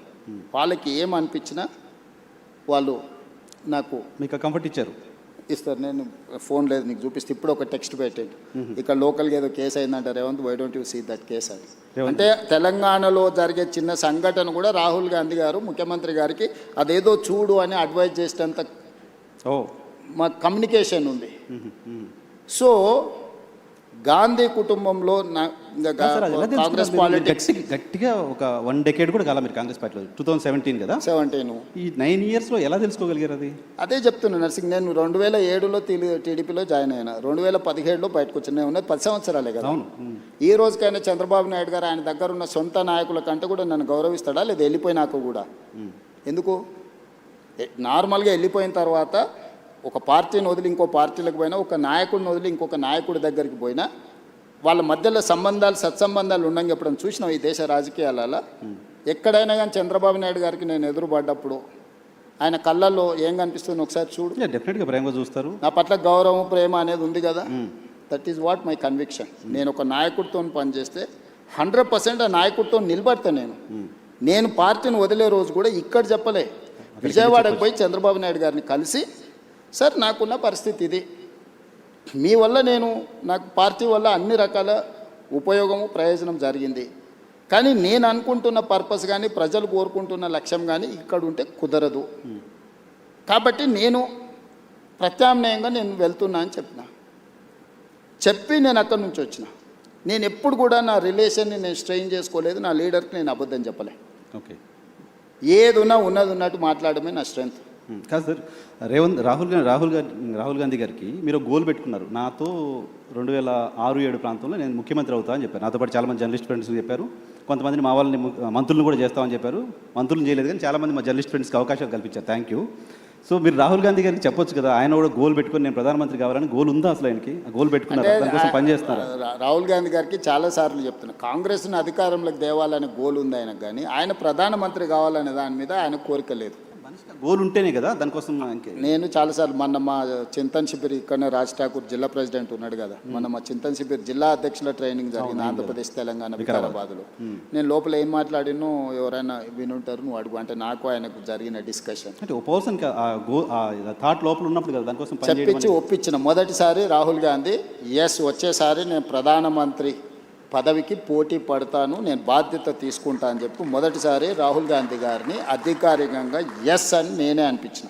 ఓకే, నేను చెప్పిన క్లియర్గా ప్రజలు ఇప్పుడు జెన్జీ ఇప్పుడున్న జనరేషన్, నేను ఆయనకు చెప్తా ఆయన నీకు చేస్తాడంటే ఎవరు నమ్మడం లేదు, వినడం లేదు. నువ్వేం చేస్తావో, నీ కమిట్మెంట్ ఏంది, నువ్వేం చేయదలుచుకుంటావో నువ్వు డైరెక్ట్గా చెప్పమంటారు. ఇప్పుడున్న పాలిటిక్స్ను నేను స్విగ్గీతో పోలుస్తాను. ఇప్పుడు జనాలు వితిన్ మినిట్స్ డెలివరీ కావాలని కోరుకుంటున్నారు. పొద్దున ఆర్డర్ ఇస్తే రాత్రికి వచ్చే దాని మీద లేరు జనాలు, కావాలి కొత్త ఆర్డర్ రెడీగా ఉంటారు. సో స్విగ్గీ పాలిటిక్స్లో ఈరోజు నువ్వు ఎట్లా పర్ఫామ్ చేస్తావు అనే దాని మీదనే ఆధారపడి ఉంటుంది. సో రేపు వచ్చే ఎన్నికల్లో రాహుల్ గాంధీ ప్రధానమంత్రి అభ్యర్థి ఇండియా కూటమి నుంచి. మొదట కాంగ్రెస్ పార్టీ నిర్ణయించుకుంటుంది, ప్రకటిస్తుంది, తర్వాత ఇండియా కూటమిని కన్విన్స్ చేస్తాం. ఇండియా కూటమిలో ఉన్న మిత్రులు నాకు చాలామంది మిత్రులే, వాళ్ళందరితో నేను కూర్చోబెట్టి మాట్లాడి సంవత్సరం ముందే అధికారికంగా రాహుల్ గాంధీ గారు రేపు జరగబోయే ఎన్నికల్లో ప్రధానమంత్రి అభ్యర్థి రాహుల్ గాంధీ గారికి ఓటేయండి, దేశానికి ప్రధానమంత్రి అవుతాడు, రైతుల కోసం ఏం చేస్తాడు, మహిళల కోసం ఏం చేస్తాడు, విద్యార్థుల కోసం ఏం చేస్తాడు, నిరుద్యోగ యువకుల కోసం ఏం చేస్తాడు, పరిశ్రమల కోసం ఏం చేస్తాడు, అదేవిధంగా కాస్ట్ సెన్సెస్ విషయంలో ఏం చేస్తాడు, లేకపోతే ఉన్న అదర్ సోషల్ ఇష్యూస్ మీద ఏం చేస్తాడు, ఒక పాలసీ డాక్యుమెంట్ తీసుకొచ్చి ప్రజల ముందు పెట్టి ప్రజల్ని మ్యాండేట్ కోరుతాం. ఓకే సార్, మీరు ఇప్పుడు ఆంధ్రప్రదేశ్లో కాంగ్రెస్ పార్టీ చివరి ముఖ్యమంత్రి, తెలంగాణ వచ్చిన తర్వాత మీరు మొదటి ముఖ్యమంత్రి. కాంగ్రెస్ పార్టీ ముఖ్యమంత్రులకి ఎవరికీ లేని ఒక ప్రివిలేజ్ కనపడుతుంది, మీరు సౌత్ ఇండియాలో కాంగ్రెస్ పార్టీకి సంబంధించిన ఫేస్గా కనపడుతున్నారు. కేరళ ఎలక్షన్లో క్యాంపెయిన్ చేయడం కావచ్చు, తమిళనాడు వెళ్ళి అక్కడ మీటింగ్స్ అటెండ్ చేయడం కావచ్చు. సో సిద్ధరామయ్య కంటే కూడా సౌత్ ఇండియాలో ఉన్న కాంగ్రెస్ ముఖ్యమంత్రులు మీరు ఎక్కువ పాపులర్గా కనపడుతున్నారు. సో సౌత్ ఫేస్గా రేవంత్ ఎమర్జ్ అవ్వడం వెనక రీజన్ ఏంటి? నేషనల్ పాలిటిక్స్ ఇంకేదన్నా మీరు సీఎం కావాలని గోల్ అయిపోయింది, వేరే గోల్ ఏమైనా పెట్టుకున్నారా? లేదు నర్సింగ్, నేను 10 years 2034 వరకు ఏ గోల్ లేదు. 1994లో 2 సార్లు తెలుగుదేశం పార్టీకి అధికారం ఇచ్చారు, 2004 నుంచి 2 సార్లు కాంగ్రెస్ పార్టీకి అధికారం ఇచ్చారు, 2014 నుంచి 2 సార్లు బీఆర్ఎస్కి అధికారం ఇచ్చారు, 2024 నుంచి 2 సార్లు నాకు అధికారం ఇస్తారు ప్రజలు. నాకు స్పష్టత ఉంది, 2034 వరకు ఇక్కడనే ఉంటా, ఈ ప్రజల కోసమే పనిచేస్తా. $1 trillion ఎకానమీని అక్కడికి తీసుకెళ్ళి 2047కి $3 trillion ఎకానమీ ఏదైతే మన నరేంద్ర మోడీ గారి ముందు స్పష్టంగా చెప్పినో, భారతదేశం $30 trillion ఎకానమీ ఏదైతే వికసిత్ భారత్ 2047 లక్ష్యంగా పెట్టుకున్నారో, ఈరోజు మనము 3% లోపల జనాభా ఉంటే 5% జీడిపి కంట్రిబ్యూట్ చేస్తున్నాం. రేపు ఇదే జనాభా 10% జీడిపిని దేశానికి కంట్రిబ్యూట్ చేసే ప్రణాళికలు, దానికి రోడ్ మ్యాప్, దానికి భవిష్యత్ ఏ రకమైన విధానాలు తీసుకోవాలనో 2034 వరకు ఇక్కడనే క్షేత్రస్థాయిలో ఉండి ఈ పనులు చేస్తాను. సార్ అది నమ్మకమా? 10 ఏళ్ళు ఇస్తారులే నమ్మకం? పక్క రాష్ట్రం ఆంధ్రప్రదేశ్లో 5 ఏళ్ళకి ప్రభుత్వం మారింది, డిఎంకే ప్రభుత్వం తమిళనాడులో కూడా 5 ఏళ్ళకి మారింది. నా జీవితంలో నేను జడ్పీటీసీ అవుతా అనుకున్నప్పుడు జడ్పీటీసీ అయినా, నేను ఎమ్మెల్సీ అవుతా అనుకున్నప్పుడు ఎమ్మెల్సీ అయినా, ఎమ్మెల్యే కావాలనుకున్నప్పుడు ఎమ్మెల్యే అయినా, 2014లో ఎంపీ అవుతా అని చాలా ప్రయత్నం చేసింది, నీకు కూడా తెలుసు కదా. కాకపోతే 19లో అయినా అదే మల్కాజ్గిరి నుంచి, 14లో కూడా మల్కాజ్గిరి నుంచి అవుతా అని చెప్పి తెలుసు కదా. అక్కడ మిస్ అయినా కూడా 19లో మళ్ళీ అక్కడ నుంచి అయినా. జిల్లా పరిషత్ మెంబర్ ఉన్నప్పుడే తెలంగాణ వస్తే తెలంగాణకు ముఖ్యమంత్రి అవుతా అని చెప్పిన, అవునా? చెప్పారు, నీతో చెప్పిన కదా, నీకు గుర్తుంది కదా.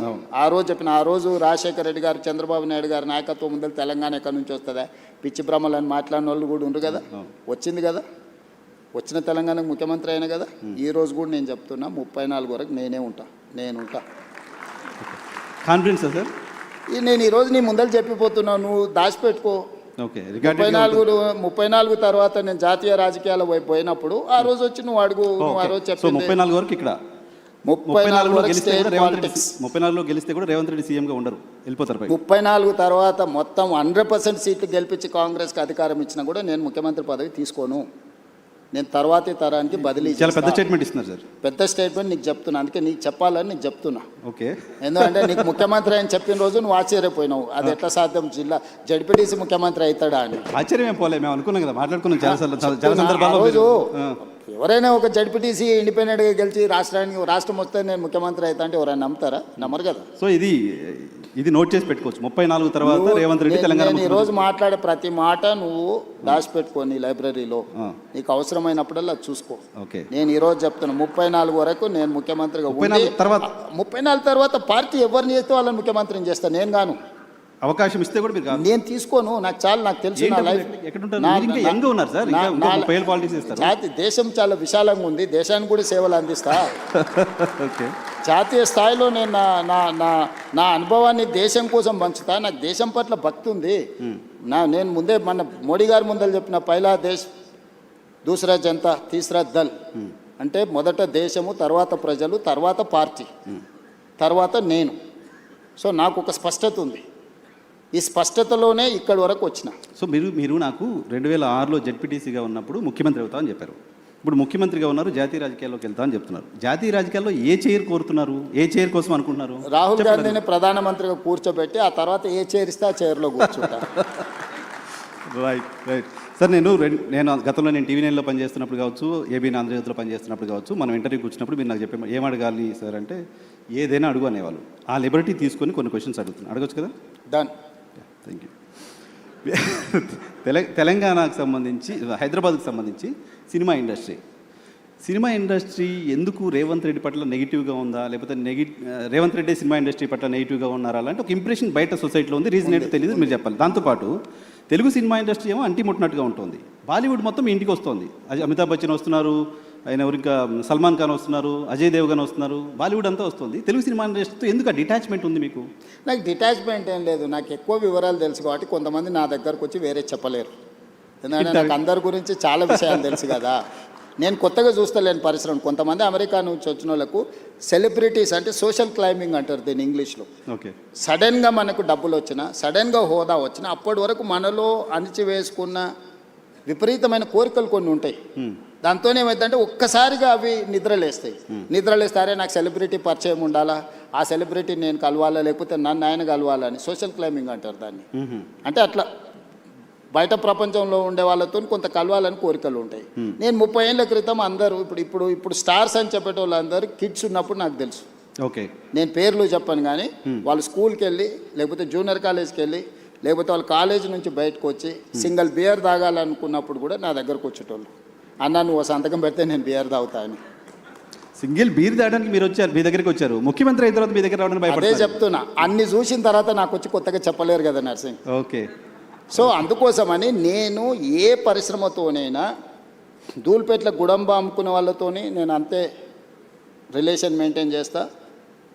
Top of the top star వచ్చినా కూడా నేను అట్లనే ఉంటా. Wipro, Microsoft or any other company CEO వచ్చినా నేను అంతనే ఉంటా. అమెరికన్ అంబాసిడర్ వచ్చినా కూడా నేను అదే విధంగా ఉంటాను. నువ్వు నా బిహేవియర్ చూడు, నువ్వు యావరేజ్ లీడర్తోనున్నా ప్రధానమంత్రితోనున్నా నేను వంగి వంగి నమస్కారాలు పెట్టుడు, అతి వినయాలు చేసుడు, లేకపోతే టూ మచ్ ఏదో ఇంప్రెస్ చేసేసి ఏదో నటించేద్దామని నా బ్లడ్లోనే లేదు.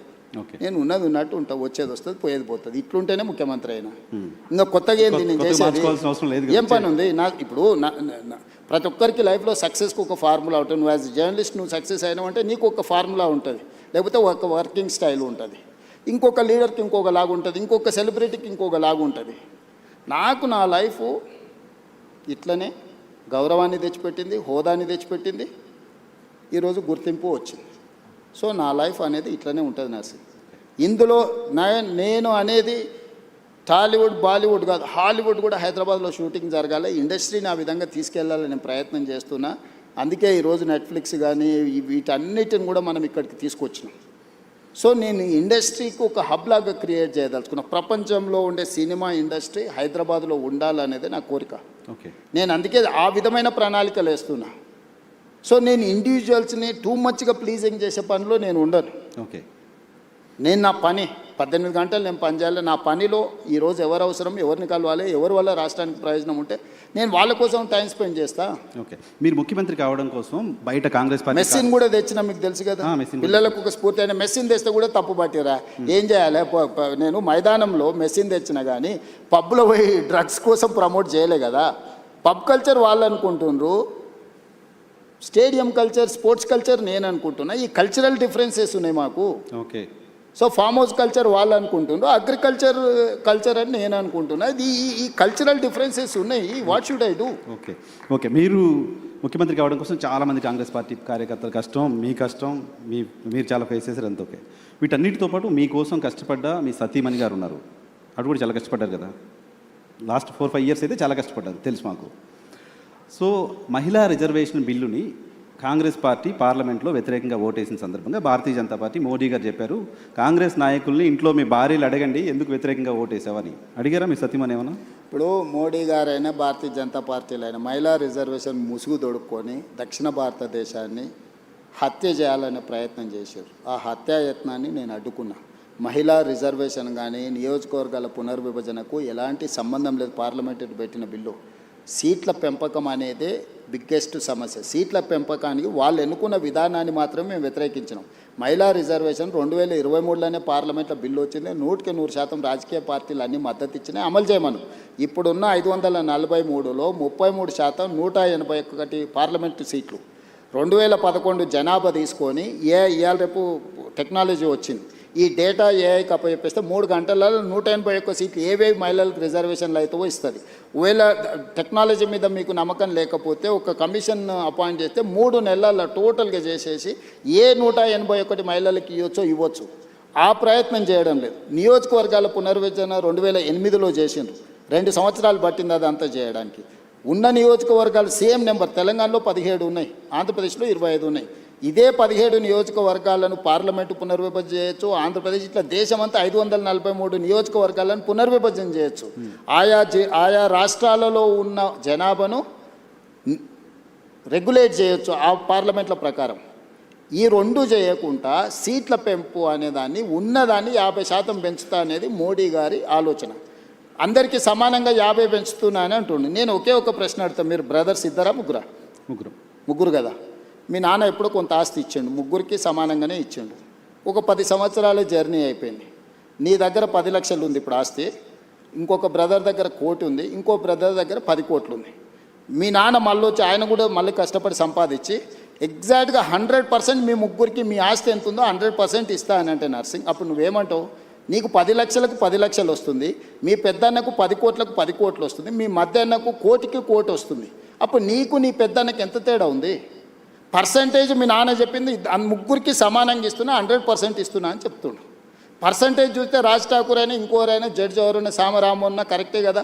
నర్సింగ్ 100% వచ్చింది, వాళ్ళు ఇంకో అన్నకు 100% వచ్చింది, వాళ్ళ పెద్ద అన్నకు 100% వచ్చింది. Percentage is not a solution for this problem. కానీ జనాభా లెక్కల ప్రకారం చేస్తే ఇంకా నష్టపోతుంది. జనాభా లెక్కలు చేయమని ఎవడన్నాడు? ఎవడడిగండి? నువ్వు జనాభా లెక్కలు చేయొద్దని 76లో ఇందిరాగాంధీ నిషేధం విధించింది, 2001లో జనాభాను ప్రాతిపదిక తీసుకోవద్దని అటల్ బిహారీ వాజ్పేయి నిషేధం విధించిండు.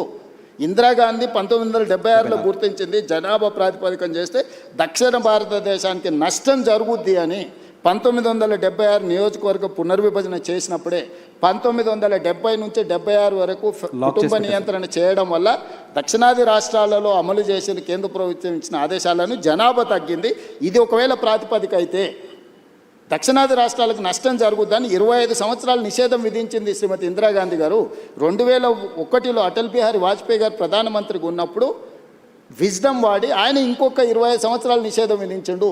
76 నుంచి 2026 వరకు 50 సంవత్సరాలు జనాభా ప్రాతిపదికన కాదు, ఆయా రాష్ట్రాలలో ఉన్న సీట్లను ఆ రాష్ట్రాల మధ్యలోనే పంచాలి, బయటికి తీసుకోవద్దని నియంత్రించారు. ఈరోజు నరేంద్ర మోడీని అదే అడుగుతున్నాం. ఇందిరాగాంధీ గారిని వాజ్పేయి గారిని ఆదర్శంగా తీసుకొని ఇంకొక 25 సంవత్సరాలు ఇదే నెంబర్ను ఈ రాష్ట్రాలలో ఉన్న దాంట్లో పెంచు. లేదు అని అంటే నేను అక్కడ చెప్పినా ఇక్కడ చెప్తున్నా. ఈరోజు కేరళలో 20 ఉన్నాయి, ఉత్తరప్రదేశ్లో 80 ఉన్నాయి. కేరళ ఉత్తరప్రదేశ్ మధ్యలో గ్యాప్ 60 ఈరోజు సీట్లు, అంతేనా? 20కి 80కి గ్యాప్ 60 కదా. 50% పెంచితే మోడీ గారు చెప్పినట్టు కేరళలో 30 అవుతాయి, ఉత్తరప్రదేశ్లో 120 అవుతాయి. 30కి 120కి గ్యాప్ 90%. ఏమో 50% పెంచినట్టుగా అనిపిస్తుంది నీకు. ఈరోజు కేరళలో 20 కాస్త 30 అవుతున్నాయి, 80 కాస్త 120 అవుతున్నప్పుడు 60 ఉండాల్సిన గ్యాప్ 90కి వస్తుంది. ఈ విధంగా 850 సీట్లు చేస్తే దక్షిణాది రాష్ట్రాలు 200 లోపలికి పరిమితం అవుతాయి, ఉత్తరాది రాష్ట్రాలు 650 అవుతాయి. మ్యాజిక్ నెంబర్ 425 అనుకుంటే ఉత్తరాది రాష్ట్రాలతోనే ప్రభుత్వం ఏర్పడుతుంది. ఇక దక్షిణాది రాష్ట్రం ద్వితీయ శ్రేణి పౌరులుగా మారిపోయి పన్నులు కట్టాలి, ఢిల్లీకి వెళ్ళి సలాంలు కొట్టాలి. సో ప్రస్తుతానికి ఆపగలిగారు మీరు చెప్పిన ఖచ్చితంగా ఆ ఫార్ములా వర్కౌట్ అవ్వదు. అందుకే నేనేమన్నా అంటే సుప్రీంకోర్టు టైమ్ అండ్ అగైన్ కొన్ని జడ్జిమెంట్లు ఇచ్చింది. ఎడ్యుకేషన్లో ఇచ్చింది కదా, 50% డిజబిలిటీ, 50% మెరిట్ అన్నారు. అంటే ఎనీ రిజర్వేషన్ ఈజ్ 50% దాటొద్దు, 50% మెరిట్కి ఇవ్వండి, 50% రిజర్వేషన్లు ఇవ్వన్నారు. ఉద్యోగాలలో సేమ్ చెప్పారు, విద్యలో సేమ్ చెప్పారు. లోకల్ బాడీస్లో మేము బీసీలకు 42%, మొత్తం 69% పెంచుతామంటే సుప్రీంకోర్టు కొట్టేసి మీరు ఏ రిజర్వేషన్లు ఇచ్చినా 50% ఇవ్వండి, మిగతా 50% ఓపెన్ కేటగిరీ పెట్టమన్నారు. నేను అందుకే నరేంద్ర మోడీ గారికి సింపుల్ ఫార్ములా చెప్పిన, పర్ఫార్మింగ్ స్టేట్స్కి 50% ఇవ్వు, పాపులేషన్ బేసిస్ మీద నువ్వు ఏదైతే అంటున్నావు 50% తీసుకో. సో మేము పర్ఫామ్ చేసినాము, మేము కుటుంబ నియంత్రణ పాటించినాము, మేము ఆర్థికంగా ఈ దేశానికి ఈ ఉన్న దక్షిణాది రాష్ట్రాల్లో 40% దేశ ఎకానమీలో మనం కాంట్రిబ్యూట్ చేస్తున్నాం. మేము పర్ఫామ్ చేయడం ఎందుకు? మేము కూడా ఉత్తరప్రదేశ్ లాకనో, బీహార్ లాకనో, బెంగాల్ లాకనో పిల్లలను సంతతిని పెంచుకుంటూ వెళ్ళిపోతే ప్రభుత్వము ఇప్పుడు డెవల్యూషన్ కూడా అదే ప్రాతిపదికన ఇస్తుంది. ఇవాళ మనం ₹1 పన్ను కడితే మనకు 42 పైసలు వస్తుంది. బీహార్ ₹1 కడితే పన్ను ₹6.50 పోతుంది, ఉత్తరప్రదేశ్కు ₹3.50 పోతుంది, మధ్యప్రదేశ్కు ₹2.50 పోతుంది. నేను అడుగుతున్న ఈ దేశంలో కష్టపడి సంపాదించే పన్నులు కట్టేటోనేమో నువ్వు శిక్షిస్తావు, దుబారగా తిరిగేటోడు, గాలికి తిరిగేటోడు, ఏ పని చేయనోడు, ఎందుకు గొరగానోనికి నువ్వు అడ్డగోలుగా డబ్బులు ఇచ్చుకుంటూ పోతున్నావు. ఎన్ని రోజులు భరించాలి? ఆంధ్ర తెలంగాణ పంచాయతీ ఆగిపోయింది కాబట్టి మనం పొలిటికల్ సప్రెషన్ ఇది చివరికి రాజకీయ వివక్షగా మారుతుంది. ఆంధ్రప్రదేశ్ అంటే దక్షిణాది రాష్ట్రాల 200 సీట్లతోని పని లేకుండానే ఈరోజు 131 ఉన్నాయి, 50% పెరిగితే 196 అవుతాయి. 850లో దక్షిణాది రాష్ట్రాలన్నీ కలిసి కేరళ, తమిళనాడు, తెలంగాణ, ఆంధ్రప్రదేశ్, కర్ణాటక, పాండిచ్చేరి అందరం కలిస్తే కూడా 196 అవుతున్నాం. 850లో 190, 200 తీసేస్తే వాడికి 450 అక్కడనే వచ్చేస్తున్నాయి. తెలంగాణ అంటే ఈ దక్షిణాది దేశ రాష్ట్రాల నుంచి సింగిల్ కంట్రిబ్యూషన్ కూడా అవసరం లేకుండా ప్రభుత్వం వస్తే మంత్రి కాదు కదా, చెప్పరాసిన ఒకరు కూడా ఇయ్యాడు. రైట్ సార్, ఒక 2 క్విక్ క్వశ్చన్స్ ఉన్నాయి, టైం కూడా అయిపోతుంది, మీ టైం చాలా తీసుకున్నాను నేను. సో మహిళల పైన దాడులకు సంబంధించిన అంశంలో తెలంగాణ ప్రభుత్వం పైన చాలా విమర్శలు చేస్తున్నారు. మహిళలపైన దాడులు అరికట్టడంలో ఫెయిల్ అయింది, గతంలో షీ టీమ్స్ ఉండే ఇంకేదో చేశాము, ఇప్పుడు అది ప్రాపర్గా లేదు అనే విమర్శ వస్తుంది. రీసెంట్గా కేంద్ర మంత్రి బండి సంజయ్ గారి కుమారుడికి సంబంధించిన అంశం ఒకటి ఉంది, దానిలో ప్రభుత్వం ప్రాపర్గా యాక్ట్ చేయలేదు లాంటి ఒక విమర్శలు మీ ప్రభుత్వం ఫేస్ చేస్తుంది. అంటే నేను అనేది మహిళల దాంట్లలో నువ్వు పాత కేసులు ఇప్పుడు క్రైమ్ చూడు, మేము నియంత్రించింది చూడు, గతంలో జరిగిన బ్రూటల్ రేప్స్ కానీ టీఆర్ఎస్ లీడర్లే ఇన్వాల్వ్ అయ్యి మహిళల మీద చేసిన దాడులు కానీ అన్నీ లెక్క తీసుకో. ఎస్, నువ్వు అన్నది బండి సంజయ్ గారి వివాదం జరుగుతుంది. మొట్టమొదట 8th రోజు 8వ తారీఖు రోజు రాత్రి 7:30 గంటల 8 గంటల ప్రాంతంలో వాళ్ళ మదర్ పేట్ బషీరాబాద్ పోలీస్ స్టేషన్కి వచ్చి ఒక ఫిర్యాదు చేసింది, మా అమ్మాయి మీద లైంగిక దాడి జరిగింది, మీరు ఫిర్యాదు చేయండి అని. విత్ ఇన్ అవర్ మేము ఫోక్సో కేసులు కట్టి తల్లి ఇచ్చిన స్టేట్మెంట్ మీద రికార్డ్ చేసినాం. ఒక కంప్లైంట్ వచ్చినాక 24 గంటల లోపల ఆ అమ్మాయి బాధితురాలు స్టేట్మెంట్ తీసుకోవాలి. ఇక్కడ ఆ అమ్మాయి మైనర్ అనేది ఎవరు ప్రూవ్ చేయాలా? ఇమ్మీడియట్గా అమ్మాయితోనే వెళ్ళి స్టేట్మెంట్ తీసుకొని సెక్షన్స్ ఆల్టర్స్ చేసినాం. 10th రోజు ప్రధానమంత్రి ఇక్కడికి వచ్చింది. మేము ఎక్కడికి వెళ్ళాలి? ప్రధానమంత్రికి 9-10 తారీఖు 10,000 మంది పోలీసులతో రక్షణ కల్పించాల్సి వచ్చింది. ప్రధానమంత్రి గారు ఒక్క ప్రోగ్రామ్ అటెండ్ కావాలి, 6 ప్రోగ్రాంలు అటెండ్ అయ్యింది. హైటెక్ సిటీ కావచ్చు, సింధు హాస్పిటల్ కావచ్చు, పవన్ కళ్యాణ్ కావచ్చు, చంద్రబాబు నాయుడు గారు కావచ్చు, బేగంపేట కావచ్చు, పరేడ్ గ్రౌండ్లో పబ్లిక్ మీటింగ్. వేలాది మంది కార్యకర్తలు వచ్చినప్పుడు సిస్టమ్ మొత్తము 4 days కంటిన్యూస్గా 10,000 పోలీసు ఈ మొత్తం కమిషనరేట్లలో అందరూ అక్కడనే డిప్లాయ్ చేయాల్సి వచ్చింది. Prime minister security. చిన్న మిస్టేక్ జరిగితే ఏం జరుగుతుందో నీకు తెలియదేముంది. అందులో హైదరాబాద్ హై సెన్సిటివ్ సిటీ. రకరకాల దేశంలో ఏ మూలన ఐఎస్ఐ దాడులు జరిగితే కూడా దాని మూలాలు అప్పుడప్పుడు హైదరాబాద్లో వెళ్తూ ఉంటాయి. సో ప్రధానమంత్రి పర్యటనను చాలా సీరియస్గా తీసుకొని 10th రోజు 11th పొద్దున్నే ఇమ్మీడియట్గా సెక్షన్స్ ఆర్డర్స్ చేసి ఇమ్మీడియట్గా వాళ్ళ ఇంటికి వెళ్ళి నోటీస్ ఇచ్చినాం. ఇప్పుడు దాంట్లో అమ్మాయి డేట్ ఆఫ్ బర్త్ ఇష్యూస్ మీద 2 రకాల ఆరోపణలు ఉన్నాయి. 2 రకాల ఆరోపణలు ఉన్నప్పుడు ఇప్పుడు బండి సంజయ్ వాళ్ళ కొడుకు కూడా పోయి పోలీస్ స్టేషన్లో అంతకంటే ముందే కంప్లైంట్ ఇచ్చిన. వాళ్ళు కంప్లైంట్ ఇచ్చిన తర్వాత 2 గంటల తర్వాత వీళ్ళు వచ్చి కంప్లైంట్ ఇచ్చారు. ఇప్పుడు అతను ఇచ్చిన కంప్లైంట్ కరీంనగర్లో ఇచ్చిండు, వీళ్ళు ఇచ్చిన కంప్లైంట్ సైబరాబాద్లో ఇచ్చిండు. కంప్లైంట్స్ను బేరీజ్ వేసుకోవడమే కాకుండా ఇప్పుడు అందులో ఉన్న ఆరోపణలని ఆ అమ్మాయి స్టేట్మెంట్ తీసుకోకుండా ఫోక్సో కేసులో పర్టికులర్గా మైనర్ గర్ల్ విషయంలో అమ్మాయి స్టేట్మెంట్ తీసుకోకుండా ముందుకు వెళ్ళడానికి లేదు. ఇమ్మీడియట్గా అమ్మాయి స్టేట్మెంట్ తీసుకొని సెక్షన్స్ ఆల్టర్స్ చేసి ఇమ్మీడియట్గా నోటీస్ ఇస్తే అతను అబ్స్కాండ్లో ఉన్నాడు. సో ఈరోజు మేము చేస్తున్న దాంట్లో చట్టబద్ధంగా ఒకవేళ అడావిడికి వెళ్ళి మేము ఇంటి మీద పడి 1,000 మంది పోలీసులను పంపిస్తే మీరేమంటారు? రాజకీయ వివక్ష. ప్రధానమంత్రి సభ విజయవంతమైనందుకు రేవంత్ రెడ్డి గారు భారతీయ జనతా పార్టీకి భయపడిపోయి బండి సంజయ్ మీద పోలీసులతో దాడులు చేయించడానికి మళ్ళీ మీరే మాట్లాడేటోళ్ళు. సో ఇప్పుడు ఎవరికి మా ప్రభుత్వంలో నేను మీకు చెప్తున్నా, అది సినిమా స్టార్లు అయినా సరే, ప్రజాప్రతినిధులైనా సరే, వాళ్ళ పిల్లలైనా సరే, ఎవ్వరికి మినహాయింపు లేదు. మీరు నన్ను చూసిండ్రు. సినిమా తారల విషయంలో ఎట్లా వ్యవహరించినా ప్రజాప్రతినిధులు డ్రగ్స్లలో దొరికితే ఏ రాష్ట్రంలోనైనా ఏ పార్టీలైనా నేను ఏ విధంగా తీసుకొచ్చినా ఇందులో కూడా ఎలాంటిది లేదు. ఇది మైనర్ గర్ల్ ఇష్యూ. మేము గట్టిగా చెప్పడానికి లేదు, ఎట్లా పడితే అట్లా వ్యవహరించడానికి లేదు. ఆ బాధిత కుటుంబానికి రాష్ట్ర ముఖ్యమంత్రిగా నేను న్యాయం చేస్తానని ఒక హామీ ఈ వేదిక నుంచి ఇవ్వగలుగుతారా సార్?